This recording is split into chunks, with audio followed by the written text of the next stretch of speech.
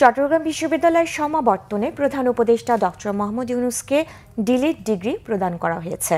সমাবর্তন অনুষ্ঠানে দেয়া বক্তব্যে প্রধান উপদেষ্টা বলেন, ছাত্র সমাজই ঠিক করবেন তারা কেমন ভবিষ্যৎ চান। তিনি বলেন, নতুন বিশ্ব গড়ার সক্ষমতা আমাদের আছে। নিজের স্বপ্নের মতো বিশ্ব গড়তে শিক্ষার্থীদের প্রতি আহ্বান জানান ডক্টর ইউনূস। গবেষণার মাধ্যমে পুরো বিশ্বকে নিজেদের আয়ত্তে আনতে শিক্ষার্থীদের প্রতি আহ্বান জানান প্রধান উপদেষ্টা।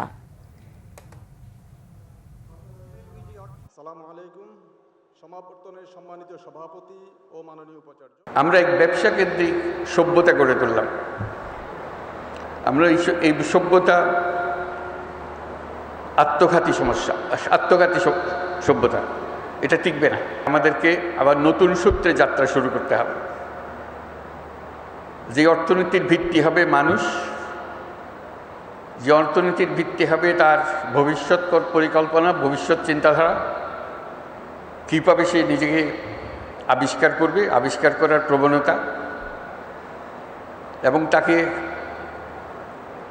যে দিকে তাকে ছুটিয়ে দেওয়া হয়েছে সেদিকে ছোটানোর থেকে বের করে আনা।